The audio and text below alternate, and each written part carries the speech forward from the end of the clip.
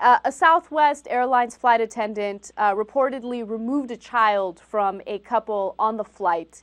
And we have a video explaining why. And after we watch the video, Cenk, I want to get your thoughts on whether or not you think it's ever okay for a flight attendant to remove a child from his or her parents. 18-month-old girl away from her mother after she said that woman slapped her child in the face. Here's NBC's Lee Cowan. Somewhere in the skies between Dallas and Albuquerque, the crying began. But to one Southwest flight attendant, it wasn't so much the noise that was troubling. It was what she says the baby's mother was doing to stop it. According to a police report, the flight attendant, Beverly McCurley, saw the mom strike the child with an open hand on the face. That's when police say the flight attendant took the child from the mother and walked to the rear of the aircraft. Once there, the flight attendant told police she noticed the little girl, just 13 months old, also had a black eye. Troubling enough for Southwest to call ahead and have police waiting for the parents on the ground. The local paramedics came out, checked the child out. Extensive interviews were conducted with flight crew, with the parents, with some witnesses from the plane. The mother, Leanne Sid, admitted to police while standing in the jetway that she did strike her child, but didn't do anything wrong. I popped her when she kicked me, she said, and that was it. The black eye, she explained, was from a dog bite. No charges were filed, and the family was allowed to board the next flight out. A tough call, say some parents. Depends on the situation. Yeah, I wouldn't want any harm to my child. At the same time, I wouldn't want someone to necessarily say that my discipline style is incorrect.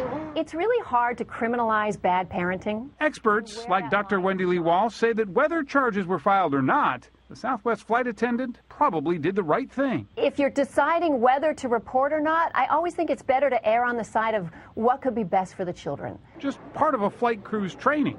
Southwest said in a statement, our flight attendant offered to hold the baby, to soothe the child. Authorities were only called as a precaution. At 30,000 feet, taking control in the cabin is often priority number one. For today, Lee Cowan, NBC. All right. So, I mean, it's not a big deal. The baby kicked the mother, and the mother just popped it in the face, according to what the mother said.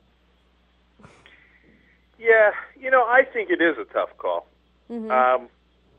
Because I think you kind of need overwhelming proof to take a baby away, especially in mid-flight.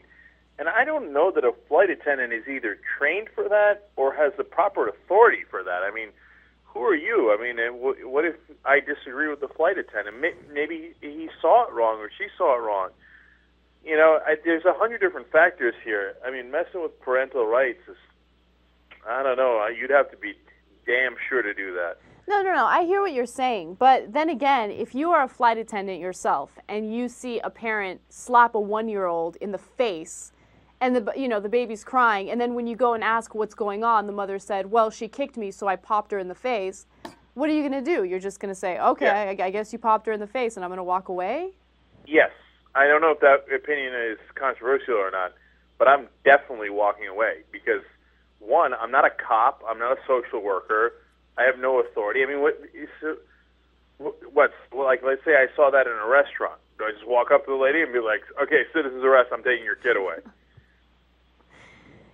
I mean, yeah. I guess flight attendant has slight more authority, but not much more. Mm-hmm. And, it's not my kid. And it's one thing after the flight lands that maybe you report that, and I think that's a more maybe interesting conversation.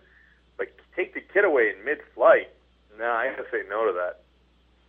Right. I don't know. I'm a little more split on it than you are. Like I totally hear what you're saying, and it is a little weird to have a flight attendant intervene and take a child away from her parents mid-flight, but it's also not the best thing to just sit around and watch a parent hit a 1-year-old in the face. I don't really know how I would react, but I would at least say something. I don't know if I would take the child away, but I would at least say, like, yeah, that's not a smart idea. Don't slap your kid in the face, especially a 1-year-old. So. I mean, it's, if you want to, under the guise of maintaining order, say, could you please not do that?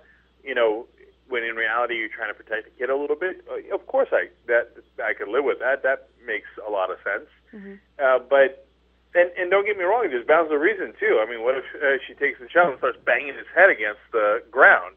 Or punching it in the face like 7 times. Of course, there's some point where you draw the line and go, okay, I got to intervene here.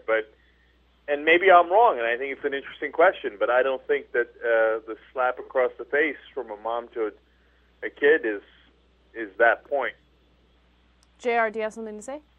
I just wonder if there's a certain I don't know, Jake. I see what you're saying, but I think your levels might be a little high.